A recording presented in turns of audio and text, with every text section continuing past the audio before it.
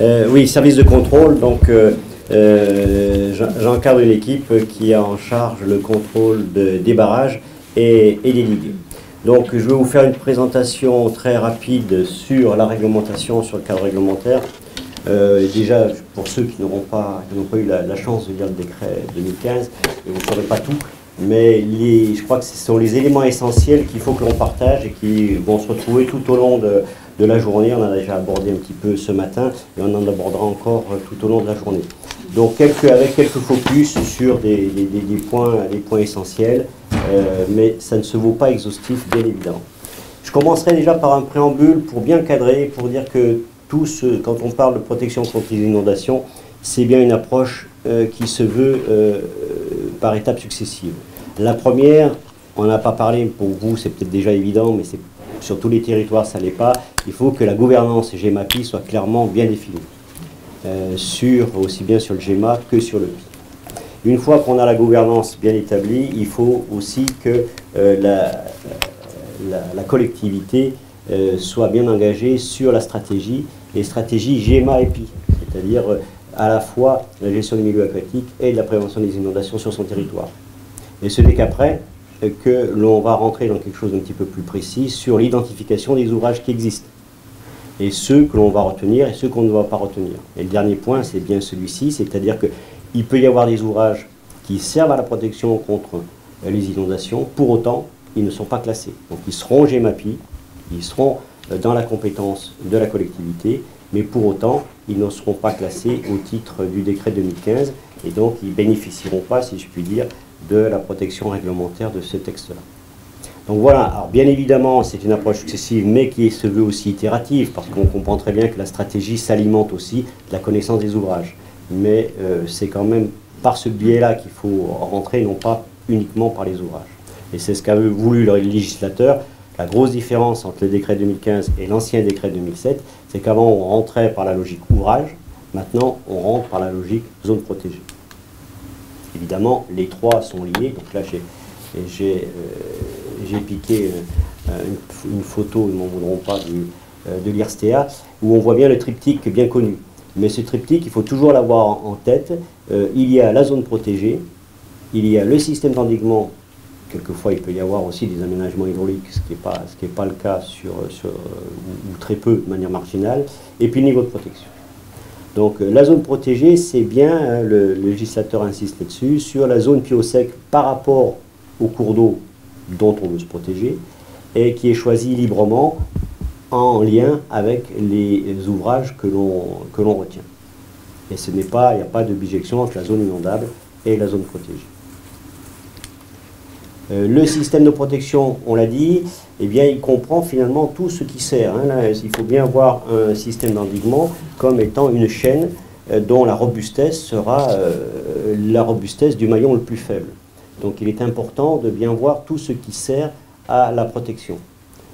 Il y a des digues, qu'elles soient classées ou non.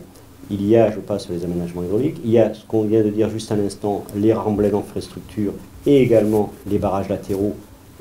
Alors VNF, il peut y en avoir, j'en ai pas connaissance sur ce bassin-là, mais on en a, ou on pourrait en avoir, ou on s'est posé du moins la question sur Loire-Bretagne. Et puis il y a aussi des tas d'autres dispositifs qui servent au fonctionnement hydraulique, qu'il ne faut pas oublier. Il y a des bâtards d'eau, il y a des vannes, il y a des casiers d'inondation, il y a un certain nombre de choses qui, bien que n'étant pas des remparts contre l'eau, sont indispensables pour pouvoir assurer le bon fonctionnement du dispositif. Un petit point sur les éléments naturels, on dit qu'ils ne sont pas inclus dans le système d'endiguement, certes, puisqu'on ne va pas les réglementer, mais pour autant, il faut quand même s'intéresser à leur existence, leur robustesse, pour ne pas quand même complètement oublier ce point-là. Et le niveau de protection, c'est donc l'intensité de la crue ou le niveau d'eau à une cote précise sur un repère qui donne finalement l'aléa contre lequel on veut se protéger. Et le point important du niveau de protection, c'est que ça fixe la responsabilité du GEMAPien, puisque le texte dit que s'il y a des dommages pour des niveaux supérieurs, eh bien sa responsabilité ne peut pas être engagée dès lors qu'il a respecté bien évidemment ses obligations réglementaires. Et tout ceci s'appuie sur l'étude de danger. Alors l'étude de danger, c'est vraiment la pierre angulaire. C'est là qu'on va trouver toutes les informations et toute la démonstration pour pouvoir comprendre de quoi on parle. Donc c'est pour ça que j'ai précisé base objective et argumentée. Alors il y a quelques points, on aura un exposé tout à l'heure sur les systèmes, sur l'étude de danger globale. J'ai juste fait quelques petits zooms pour dire l'étude de danger, ça doit pour nous démontrer la cohérence hydraulique. Parce que quand on prend un territoire, on le voit, c'est assez compliqué. Il y a des choses qu'on pressent et il y en a d'autres qui doivent être un peu plus fouillées pour être sûr de ce que l'on dit. Donc cohérence hydraulique, c'est finalement voir ce qui se passe au niveau de l'eau, voir les interdépendances hydrauliques, parce qu'on a, on a évidemment des effets d'une rive sur l'autre, mais d'un ouvrage sur l'autre. Il y a de l'amont à l'aval, il y a tout cela qu'il faut regarder, et c'est l'étude de danger qui va apporter ces éléments-là.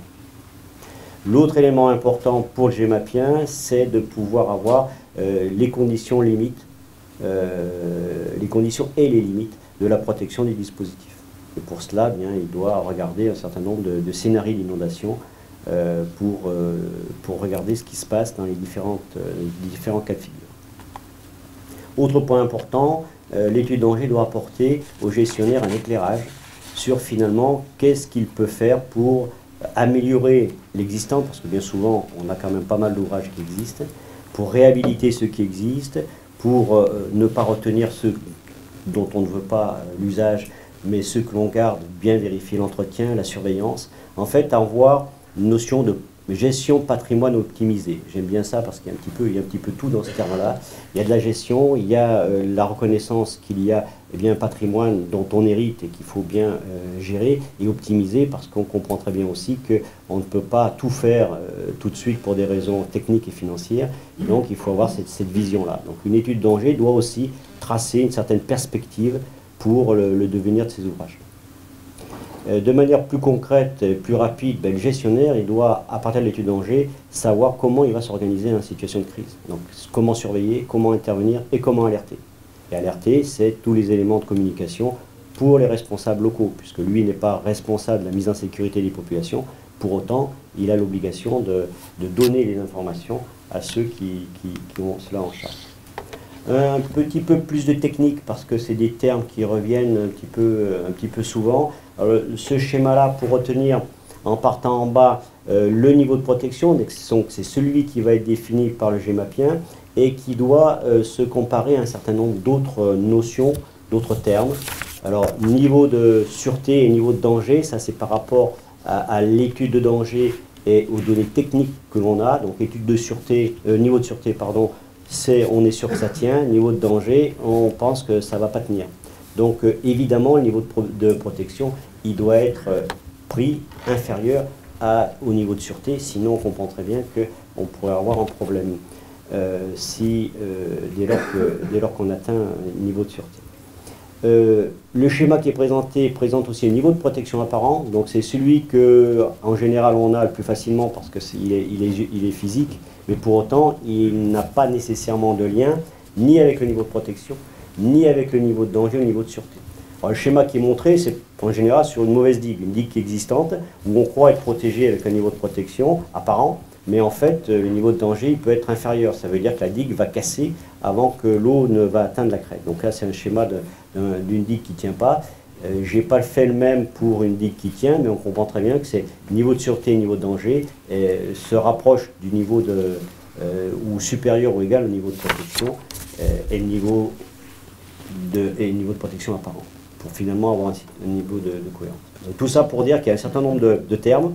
Certains sont issus de l'étude de danger, niveau de danger, niveau de sûreté, et d'autres sont définis une fois que la décision est prise par le GEMAPien, c'est le niveau de protection. L'étude de danger, je vous l'ai dit, il étudie un certain nombre de scénarios, donc il y a le fonctionnement nominal.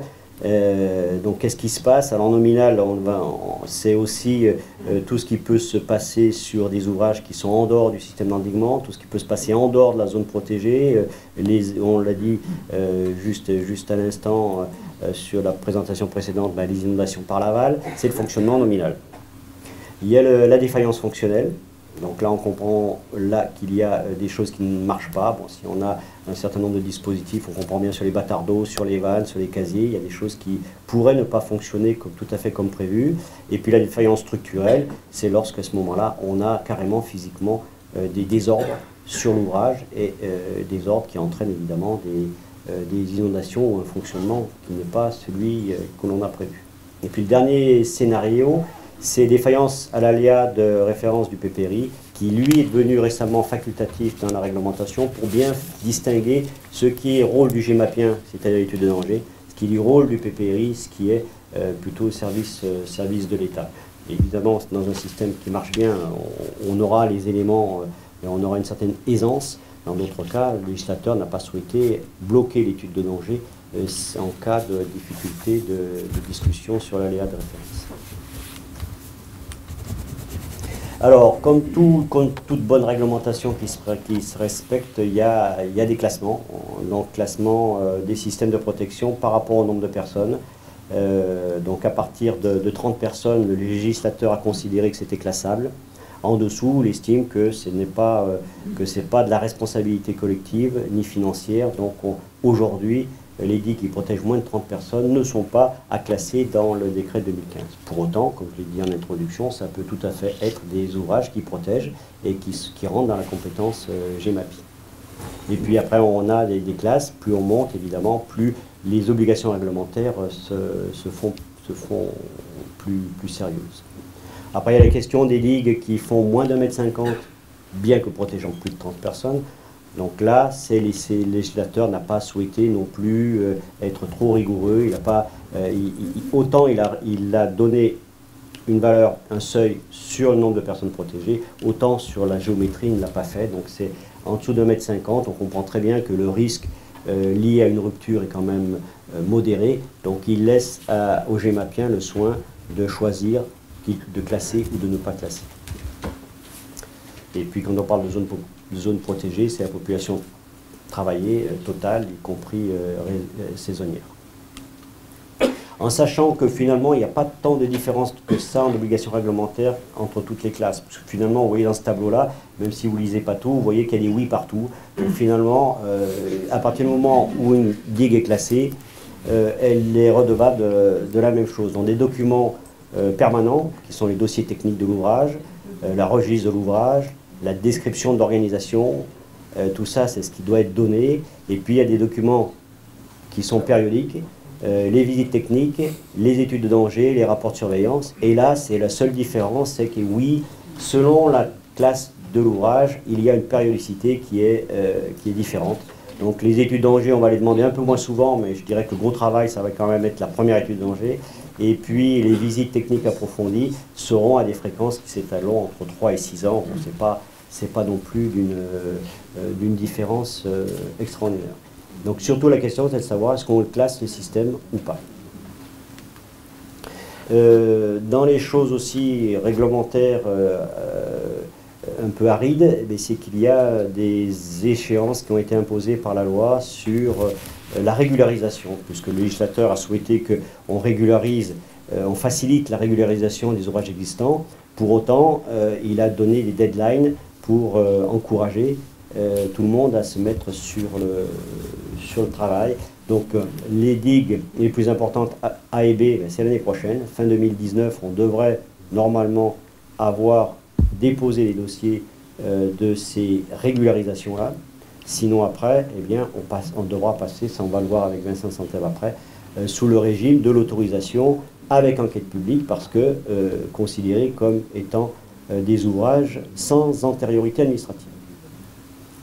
Et là où ça va sans doute poser plus de problèmes, c'est 2021 pour être classé, puisqu'on comprend très bien que les GEMAPiens ont priorisé sur les grosses digues, et les petites digues, et il y en aura beaucoup, ne seront pas toutes prêtes en 2021. Mais ça, je pense que tout le monde en est bien conscient, et que ça a été remonté à l'occasion des différents échanges qu'il y a pu y avoir avec la centrale.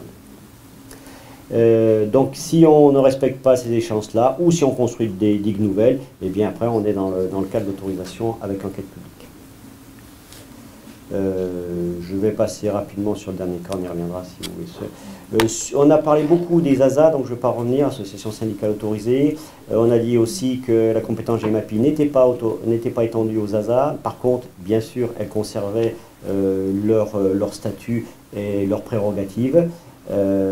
Mais comme elles n'avaient pas la possibilité d'être GEMAPiennes, ben, il fallait que ce soit le GEMAPien qui conventionne avec eux. Alors la convention, ben, on n'a pas d'exemple de convention ASA, même s'il y a des territoires, il y a beaucoup d'ASA aujourd'hui, on n'a pas encore, du moins pour Auvergne-Rhône-Alpes, peut-être dans d'autres régions, on tourne peut-être plus sud et sud-ouest, ils ont plus avancé, mais en tout cas on n'a pas d'exemple de convention. L'idée, c'est ce qu'on a dit, hein, c'est finalement une convention, ça doit écrire qui fait quoi, la responsabilité et comment sous elle s'arrête où, pour qu'il y ait le moins de zones d'ombre.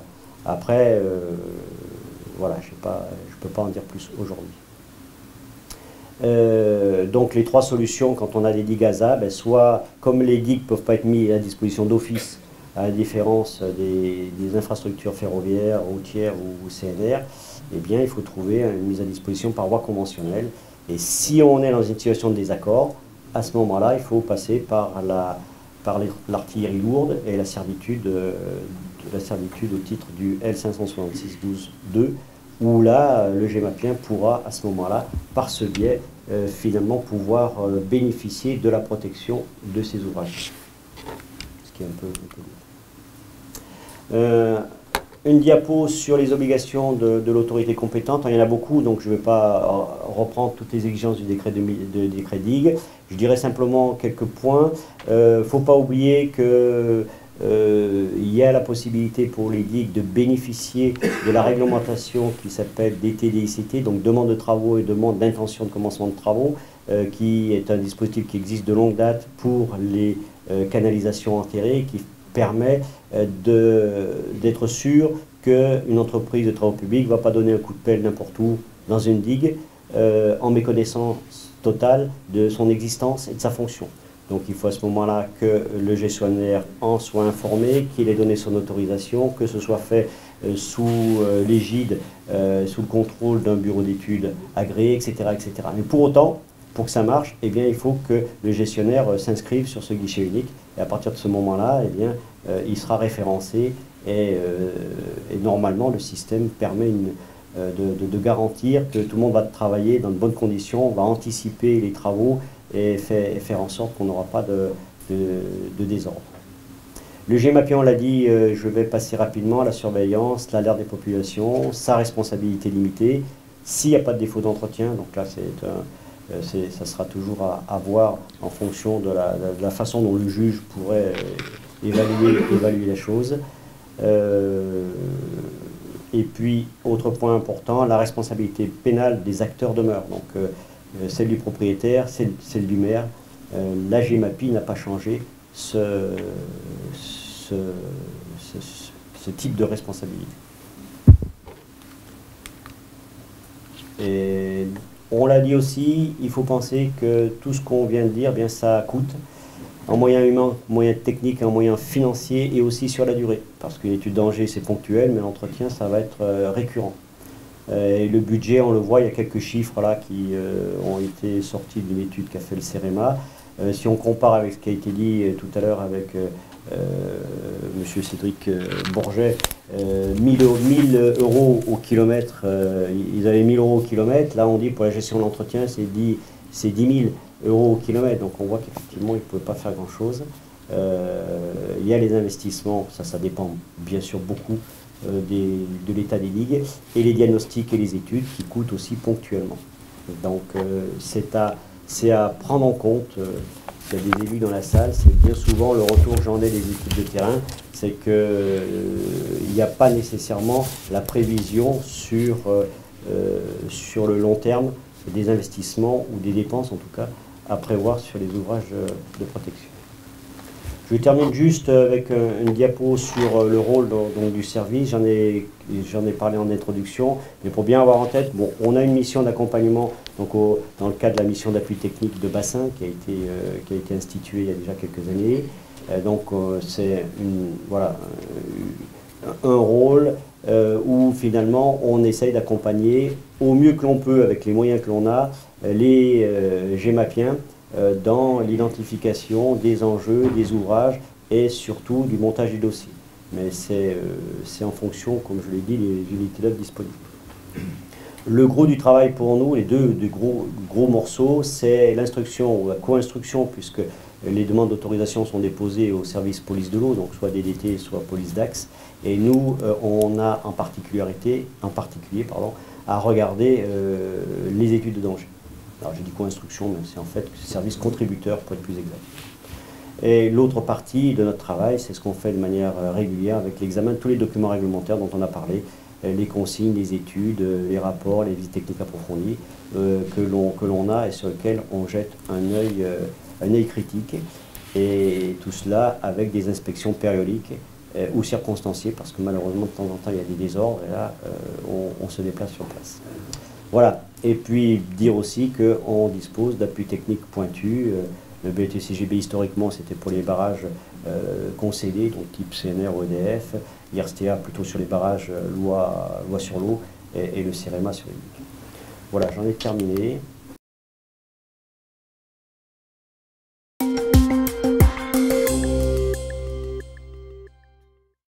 Donc là, point assez réglementaire, hein, l'objectif ça va être de vous dresser les grandes lignes des procédures à suivre dans le cadre de ces procédures, la démarche à suivre pour les procédures d'autorisation environnementale. Donc il y a pas mal d'écrits, mais ça pourrait peut-être aussi servir de support pour simplifier un peu cette réglementation qui est quand même assez complexe. Donc, premier point sur l'autorisation système d'endiguement, je reviens rapidement parce que Jean-Luc en a déjà parlé, c'est le système d'endiguement avec un niveau de protection, une zone protégée qui est définie par l'autorité compétente pour la GEMAPI. On définit un certain nombre d'ouvrages qui contribuent à la protection de la zone protégée jusqu'au niveau de protection. Ce que Jean-Luc n'a pas dit, c'est du rôle du GEMAPien, mais le décret DIG a instauré quand même une période transitoire jusqu'au 1er janvier 2020 qui permet au gestionnaire historique de l'ouvrage, alors sauf dans le cas d'une commune où le transfert est automatique au 1er janvier 2018, mais si on a un syndicat gestionnaire, il peut anticiper, mettre en conformité l'ouvrage pour le compte de l'autorité compétente pour la GEMAPI, dans l'attente que tous les transferts GEMAPI soient vraiment effectifs. Donc les classes d'ouvrage, Jean-Luc en a parlé, donc je ne reviens pas dessus. Alors, système d'endiguement, donc on est soumis à la rubrique 3260 de la nomenclature loi sur l'eau, anciennement digue de protection, digue de canaux. Aujourd'hui, la rubrique c'est système d'endiguement ou aménagement hydraulique. Donc là, on va s'intéresser vraiment au volet système d'endiguement. Donc autorisation environnementale, c'est ancienne autorisation loi sur l'eau, avec laquelle est intégré aussi l'ensemble des autres volets des autorisations au titre du code de l'environnement, donc la dérogation espèces protégées, le défrichement au titre du code forestier, les travaux en site classé. Donc il y a plusieurs volets qui sont intégrés en plus de l'autorisation sur l'eau. Là on est dans le cas où on a des travaux, j'y reviens un peu plus tard. Donc cette demande elle est faite par ce dépôt de dossier qui est fait par l'autorité compétente pour la GEMAPI. Un petit rappel, Romain Nollet en a parlé, les gestionnaires du domaine public fluvial ou le concessionnaire ne sont pas autorités compétentes pour la GEMAPI, même s'ils gèrent des ouvrages. Donc c'est bien soit l'intercommunalité, soit le syndicat qui a transféré la compétence, qui doit définir et déposer ces dossiers d'autorisation de système d'endiguement. Donc demander l'autorisation d'un tel système, c'est plusieurs étapes, trois grandes étapes. C'est la préparation de tout ça, c'est toutes les études préalables dont on a un peu présenté Jean-Luc. C'est également pour le volet environnement et en cas de travaux, tout ce qui est études de diagnostic environnemental. On a quand même un enjeu là-dessus. Les études hydrauliques nécessaires pour définir le niveau de protection. Donc toute la préparation du dossier de demande d'autorisation et donc des études préalables qui seront intégrées dans ce dossier pour former un ensemble cohérent et qui permettra à l'autorité compétente pour la GEMAPI de s'engager sur donc le triptyque niveau de protection, zone protégée, ouvrage contributeur, qui est bien le centre de l'autorisation environnementale, système d'endiguement. Puisque c'est dans l'arrêté préfectoral système d'endiguement, le point le plus important de ce qu'on va présenter, de ce qui va être repris dans les prescriptions, ce sera bien l'engagement du GEMAPien sur ces trois aspects. Donc ensuite la phase d'exploitation du système d'endiguement, là on est sur gestion, surveillance, entretien, donc conformément à l'arrêté qui sera délivré et à la réglementation nationale. Donc L'objectif de cette autorisation et de cette procédure, j'en ai un petit peu parlé, donc c'est de s'assurer pour les services de contrôle et pour l'autorité compétente pour la GEMAPI elle-même, c'est de s'assurer que le système d'endiguement soit bien connu, son état, son fonctionnement, ses faiblesses également, avec possibilité d'envisager derrière des travaux qui sont pertinents, la définition du système d'endiguement. Je pense que vous reviendrez dessus au niveau du plan Rhône, c'est aussi un critère d'obtention de financement. Ça permet aussi de définir des mesures de gestion de crise adaptées donc, à ce système qu'on doit connaître un peu mieux. Et l'autorisation, elle permettra d'officialiser l'engagement du GEMAPien et de bénéficier des exonérations de responsabilité. L'autorisation système d'endiguement, l'objectif, comme un système d'assainissement, comme une industrie, comme un barrage, c'est un ouvrage et un système qui est vivant.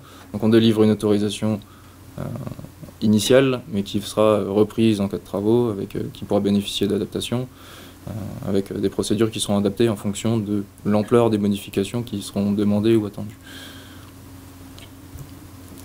Alors, en première ligne, aujourd'hui, il y a deux possibilités pour le GEMAPien pour régulariser son système d'endiguement. On a vu qu'il y avait des délais.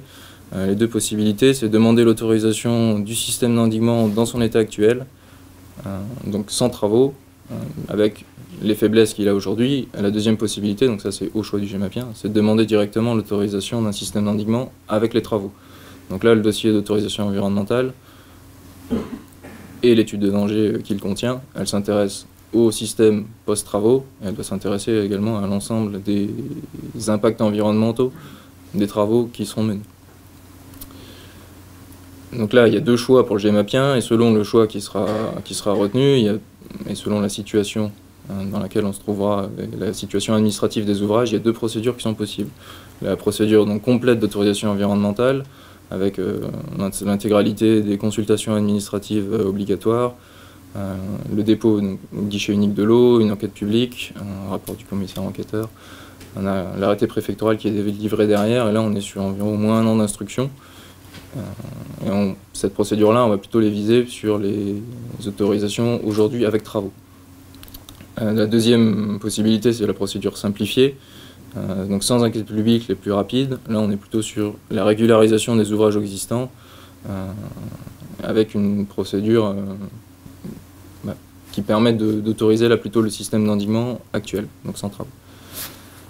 Donc le contenu formel du dossier, donc par rapport à ce qui est inscrit dans le Code de l'environnement et dans l'article R193, si je ne me trompe pas, c'est globalement le même.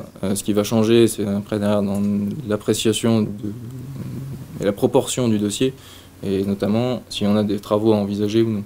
Parce que là, on aura toute la partie impact environnemental en plus. Sur la procédure simplifiée, donc elle est prévue dans le Code de l'environnement. Il y a 3 conditions à vérifier pour en bénéficier, donc pour simplifier la procédure, éviter l'enquête publique notamment.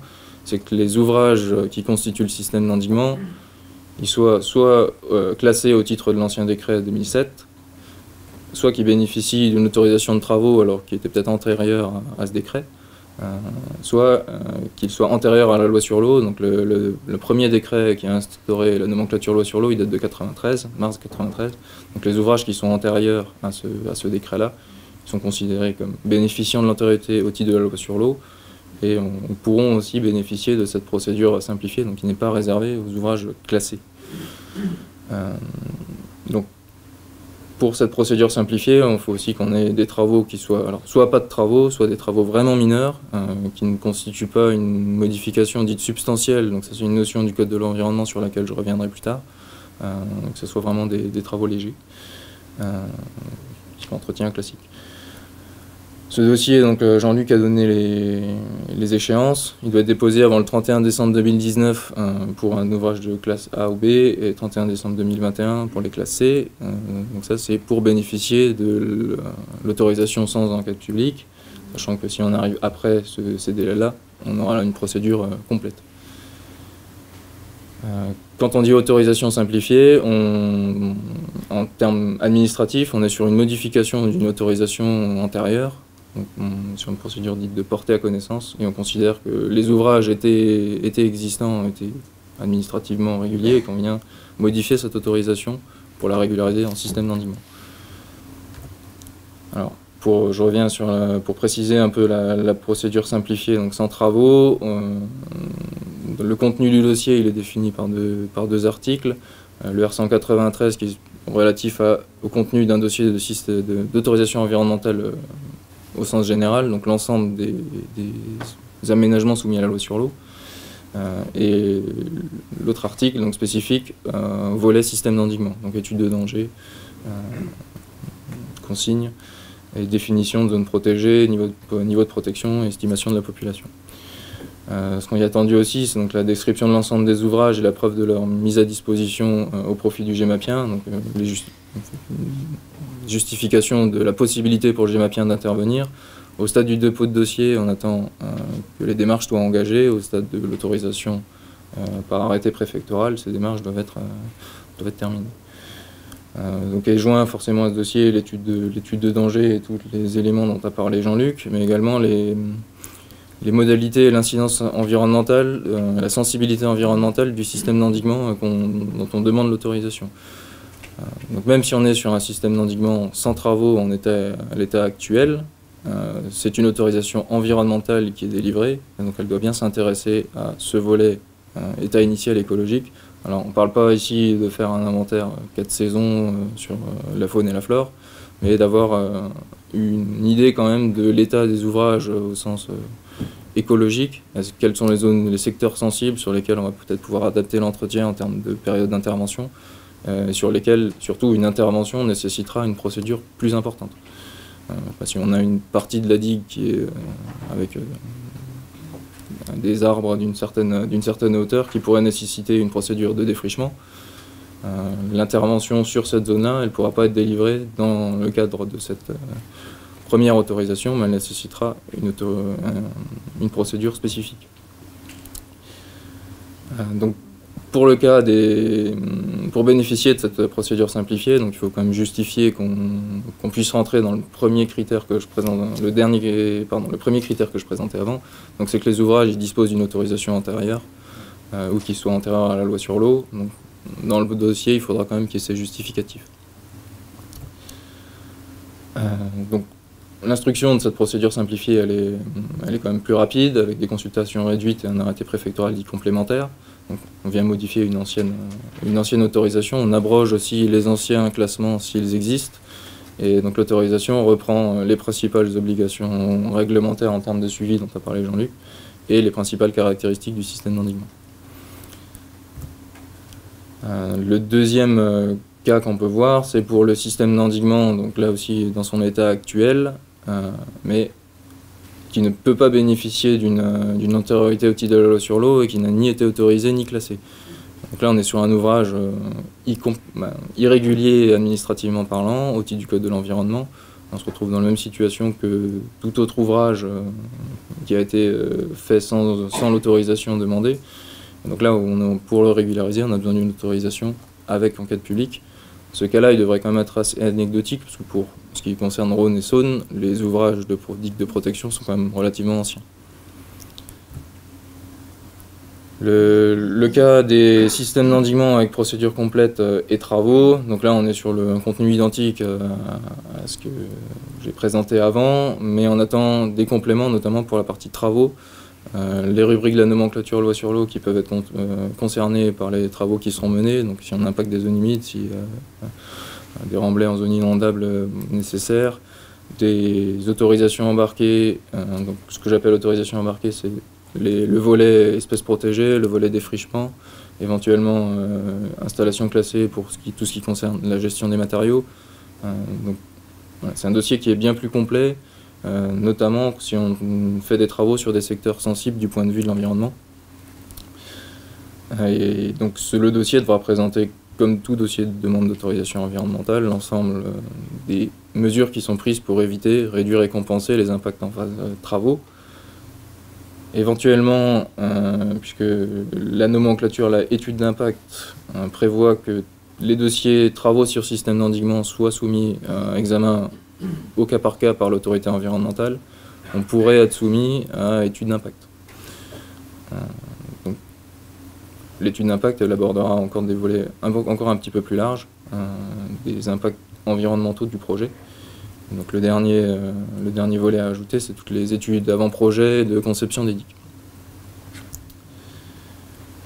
Sur ces cas de demande d'autorisation de système avec travaux, il y a quand même pas mal de choses à anticiper, donc notamment sur tout ce qui est état initial écologique pour ce qui est secteur sensible, donc des inventaires qui pourraient être demandés sur 4 saisons, donc un an d'inventaire à prévoir, la définition du projet de modification des ouvrages qui doit prendre en compte cet enjeu environnemental et voir ce qui pourrait être amené à modifier les travaux prévus ou à nécessiter des mesures compensatoires. Les mesures compensatoires en elles-mêmes, elles vont aussi nécessiter des justificatifs de maîtrise foncière, parce que là on est sur un temps qui peut être assez long. Mesures compensatoires sur un volet zone humide ou faune-flore, c'est plusieurs dizaines d'années de suivi et de gestion. Pour ce qui est du niveau de protection, donc une zone protégée, l'étude de danger elle porte sur la situation post-travaux pour ces dossiers-là. Donc le système d'endiguement et les exonérations de responsabilité, elles ne seront effectives qu'au récolement des travaux et quand on aura le système dans sa phase finale. Donc, il y a bien ces deux possibilités de demander l'autorisation d'un système d'endiguement en phase travaux et d'un système d'endiguement, d'un système d'endiguement initial ou d'un système d'endiguement avec travaux. Si on veut directement demander l'autorisation avec travaux, il faut bien être conscient qu'il y a quand même un certain temps nécessaire jusqu'à l'autorisation effective du système d'endiguement. Il faut qu'on soit déjà quasiment aujourd'hui prêt à demander et avoir tous les éléments nécessaires à ces travaux-là. On a parlé de mise à disposition des ouvrages. Donc, ce qui est attendu réglementairement, c'est que le GEMAPien démontre qu'il a la possibilité d'intervenir sur l'ensemble de ces ouvrages, sans préciser de manière très approfondie les attendus exacts, sachant qu'il peut soit le faire par acquisition des terrains, donc à l'amiable, ou via une procédure type déclaration d'utilité publique, soit par voie conventionnelle et à l'amiable, soit via la mise en place de servitudes d'utilité publique. Donc il y a diverses possibilités, sachant que la mise en place des servitudes ou l'instauration d'une déclaration d'utilité publique, elle va aussi prendre du temps. Il y a une enquête publique qui est associée, qui peut être conjointe à l'enquête d'autorisation environnementale. Alors, en attendant les autorisations système d'endiguement, parce que là, c'est des choses qui vont prendre quand même un petit peu de temps entre la formalisation de tous les dossiers ou les délais de procédure, et les délais de procédure.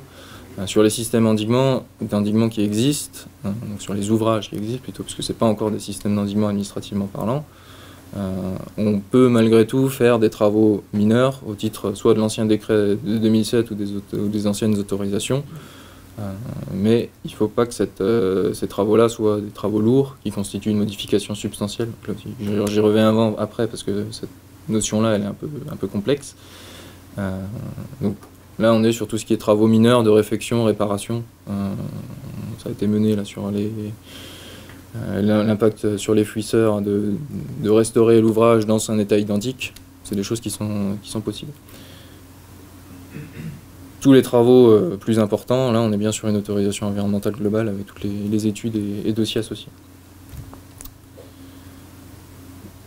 Une fois que le dossier est autorisé, que le système d'endiguement est autorisé par arrêté préfectoral, les modifications qui pourraient être envisagées derrière dessus, donc tout type de travaux, augmentation du niveau de protection du système d'endiguement, elles sont soumises aussi à au moins une procédure de portée à connaissance auprès de l'État. Donc portée à connaissance, c'est une demande de modification de l'autorisation qui a été accordée, qui peut être donc soit une procédure simplifiée comme ce qu'on a vu avant, soit une autorisation complète plus lourde et qui va dépendre des impacts environnementaux des travaux.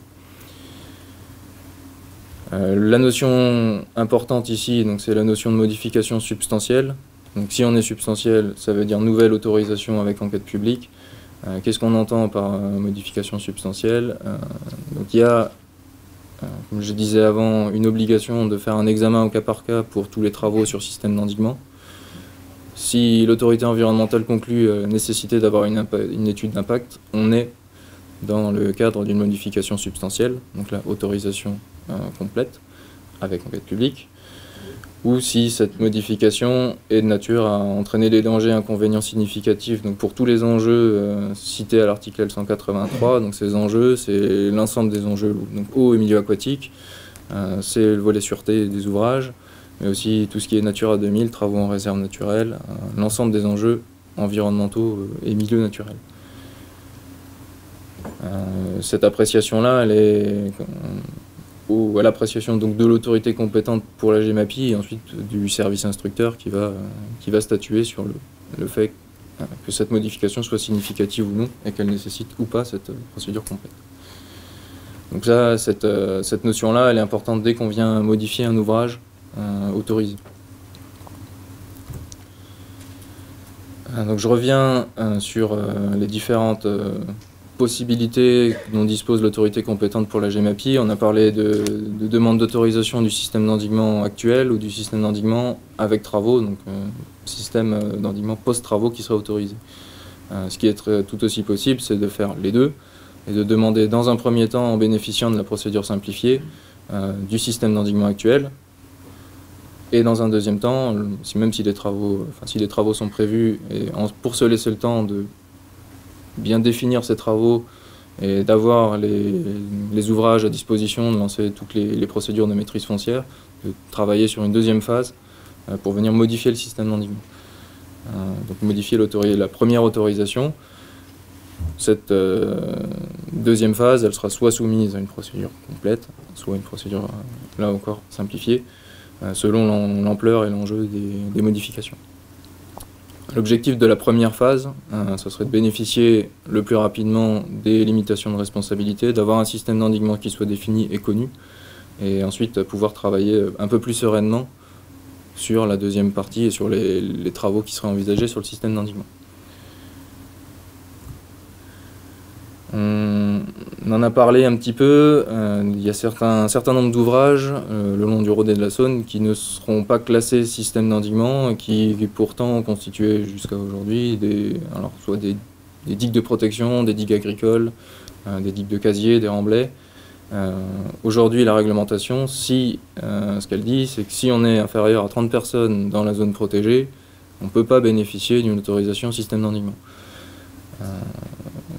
Pour autant, les ouvrages, soit s'il y a une vingtaine de personnes protégées, s'il y a tout enjeu qui est protégé par cette digue, ils peuvent quand même intéresser l'autorité compétente pour la GEMAPI, qui a une mission plus large de défense contre les inondations et contre la mer, qui peut intégrer d'autres choses que la simple gestion des systèmes d'endiguement.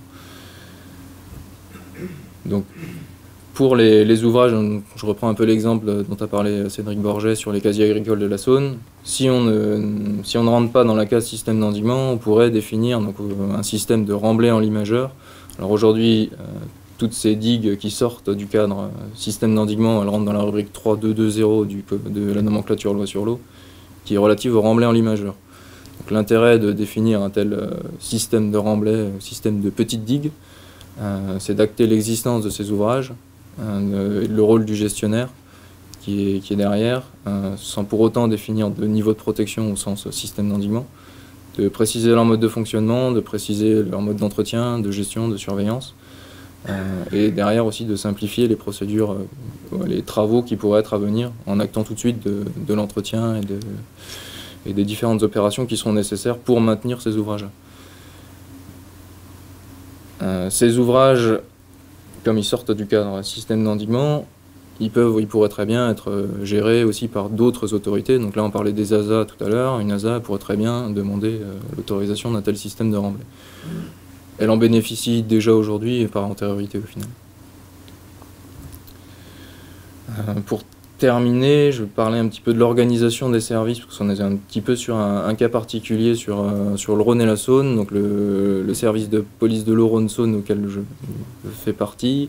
Donc il est en charge de l'instruction des dossiers de demande d'autorisation environnementale sur l'ensemble du lit majeur du Rhône et de la Saône, et non dans tous les ouvrages de type système d'endiguement ou digue en lit majeur. On a le même rôle qu'un service police de l'eau de DDT pour tous ceux qui ont l'habitude de travailler avec les services départementaux. Les instructions se font bien en coordination avec les services de contrôle des ouvrages hydrauliques. Donc pour Rhône-et-Saône sur les 4 régions, donc Bourgogne-Franche-Comté, Auvergne-Rhône-Alpes, Occitanie et PACA. Pour tout ce qui est partie travaux, il y a d'autres services qui seront intéressés, notamment tous les services en charge des milieux naturels et de la forêt dans les DDT. Donc on peut avoir quand même un certain nombre d'interlocuteurs au sein des services de l'État. La porte d'entrée, pour tout ce qui est Rhône-et-Saône, ça reste le service de police de l'eau, qui ensuite fait le lien entre les différents services concernés. Donc il y a quand même une porte d'entrée unique. Un petit cas particulier pour les systèmes aux confluences. Là, le service coordonnateur sera soit la DDT, soit l'ADREAL. Que pour vous, c'est d'aller vers l'un ou l'autre service et la coordination se fait après chez nous. Il y a un service pilote qui sera désigné. Pour conclure un peu sur ce qu'il faut retenir, par rapport à mon intervention, c'est surtout la partie prise en compte aussi des enjeux environnementaux, parce qu'on a beaucoup parlé de tout le volet sûreté. Il y a quand même ces enjeux à prendre en considération, qui peuvent prendre du temps et qui peuvent retarder derrière des autorisations ou des demandes de travaux, notamment dès qu'on est sur des secteurs sensibles du point de vue de l'environnement. On a, en plus de toutes les obligations sûreté, ce volet environnemental important. Et dans ce qui est aussi coûts qui sont associés, on a le coût des travaux, le coût de l'exploitation de nos digues, de nos ouvrages au sens sûreté. Il peut y avoir derrière, si les travaux sont lourds dans des secteurs sensibles, le coût d'entretien et de suivi de tout ce qui est mesures compensatoires environnementales, qui est un volet qui peut être important et surtout assez long dans la durée. Toutes ces procédures sont relativement complexes. Ce qui est tout à fait possible, c'est d'avoir des échanges en amont avec les services instructeurs. Pour l'instant, on a assez peu de demandes tout au long du Rhône et de la Saône. Voilà. Travailler en amont, on a fait quelques visites d'ouvrage avec les gestionnaires, avec les collectivités. Donc pour discuter de l'ensemble de ces volets-là, des travaux qui pourraient être envisagés, des procédures à mener, des dossiers à monter. Voilà. N'attendez pas le dernier moment, on est disponible sur le sujet.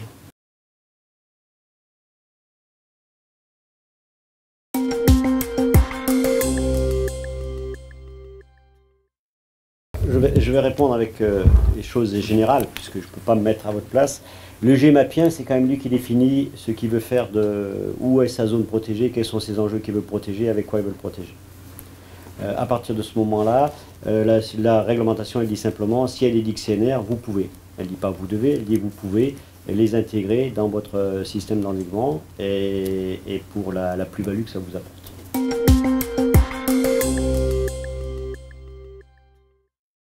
Ben, si vous ne les intégrez pas, vous n'avez pas de zone protégée déclarée, vous ne pouvez pas vous prémunir d'une protection par ces ouvrages-là. Vous n'avez pas de... Comme aujourd'hui, je dirais, il y a pas... si vous ne faites rien, vous êtes dans la même situation qu'aujourd'hui. On comprend très bien que là où il y a un vrai enjeu, une vraie priorité, c'est là où finalement vous avez un système d'endiguement classique, ou des digues classiques qui se raccordent et qui ont besoin de la CNR pour avoir une cohérence hydraulique. Là, vous ne pouvez pas faire l'impasse, parce que sinon vous avez un maillon qui manque. Donc partout où vous avez par exemple des digues d'affluent communales qui existent, mais qui vont se raccrocher sur un ouvrage CNR, vous avez là un système d'endiguement qui doit prendre l'ensemble pour pouvoir être cohérent. Donc voilà, je vous fais une réponse pratico-pratique. Après, je ne vais pas vous dire autre chose.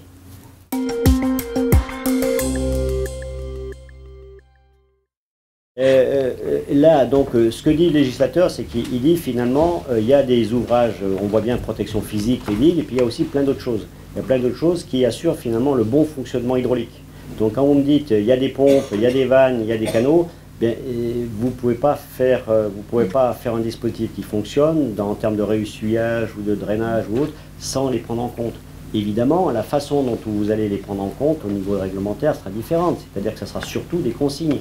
Des consignes pour que finalement, en permanence, ça fonctionne. Et que surtout le jour où vous en avez besoin, vous soyez certain que ça va fonctionner comme vous l'avez conçu dans votre système.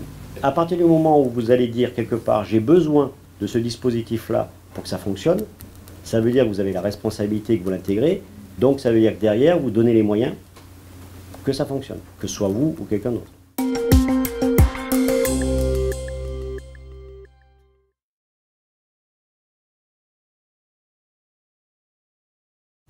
Tout à fait. Voilà.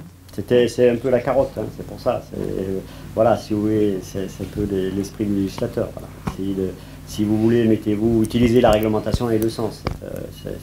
C'est une contrainte, mais c'est aussi un dispositif protecteur.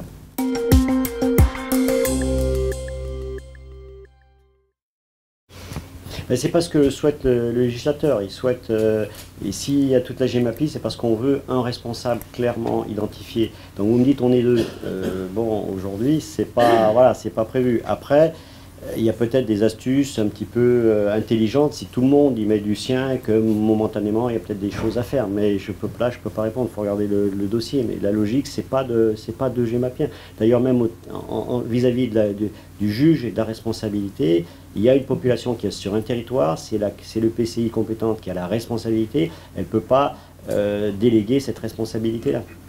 Donc c'est elle qui doit faire en sorte d'avoir cette responsabilité. Alors après, de manière très très ponctuelle, de manière technique, je vais plutôt parler là, le gendarme d'à côté. On ne peut pas vraiment apporter d'éléments complémentaires. Hein. La réglementation elle ne prévoit pas à ce stade-là qu'on puisse avoir deux gestionnaires ou un EPCI qui porte pour l'autre EPCI. Donc, réglementairement, à ce stade, il n'y a pas d'autre. Oui, après, on verra effectivement en fin d'AVP, parce qu'après, ça prend des délais aussi, la phase d'autorisation. On est sur... sur une autorisation environnementale, on est sur au moins un an d'instruction. Sur au moins un an d'instruction. Donc après, l'urgence, entre guillemets, sera de monter le projet, de déposer le dossier. Ce sera peut-être compliqué de monter un syndicat en un temps très très court. Donc il faudra voir comment avancer.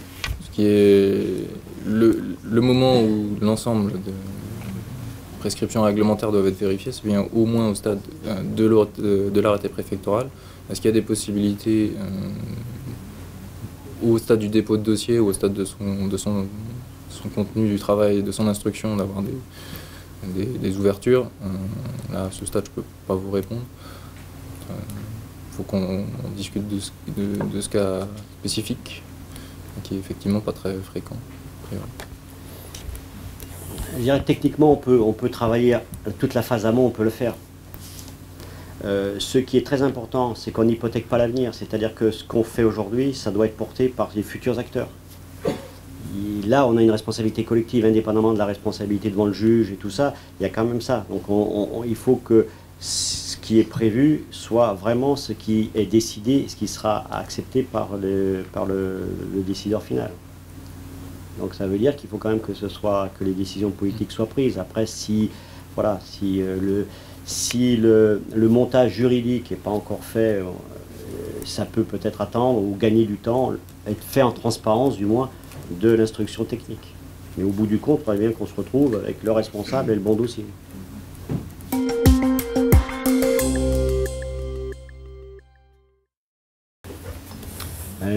On prend toute la population saisonnière, tout ce qu'il peut y avoir. Donc après, je dirais, on va couper les micros.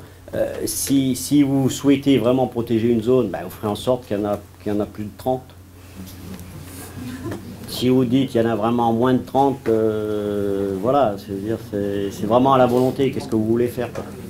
Mais une fois de plus, l'idée du législateur, c'était pas de classer des ouvrages qui protégeaient peu de personnes, parce que c'est pas le but des fonds publics, que de faire. Après, on tombe dans un niveau qui est plutôt de la protection individuelle.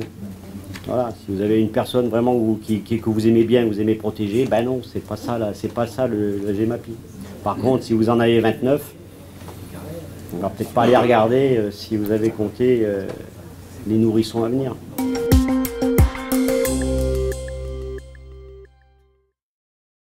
Oui, le dossier, s'il n'a pas été déclaré, on a montré des délais. Ces délais, c'est pour bénéficier de la procédure simplifiée. Rien n'empêcherait dans 3 ans, une fois ces délais dépassés, de déposer un dossier système d'endiguement et de demander l'autorisation des systèmes d'endiguement si la zone protégée a évolué, enfin la population dans la zone protégée a évolué, et de revenir sur un système d'endiguement à ce moment-là.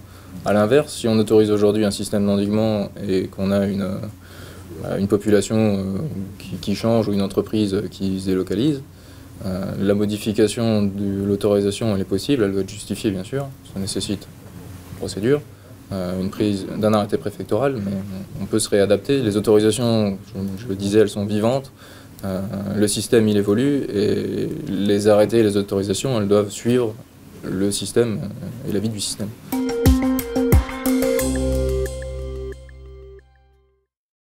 Le rôle principal pour nous, c'est de vérifier la cohérence de tout ce qui est fait.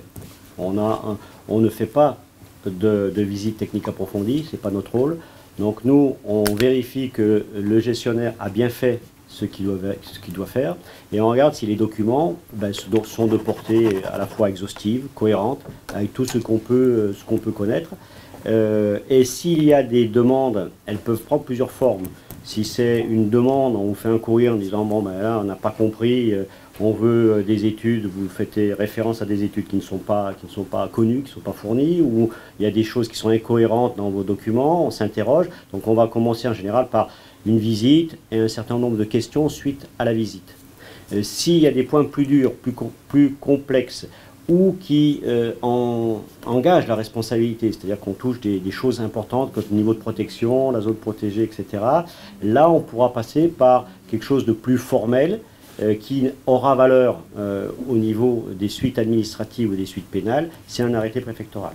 Complémentaire en disant, ben voilà, on vous demande sous 6 mois de faire telle chose, sous 1 an de faire telle chose. Et là, on rentre dans quelque chose qui a complètement valeur juridique et administrative.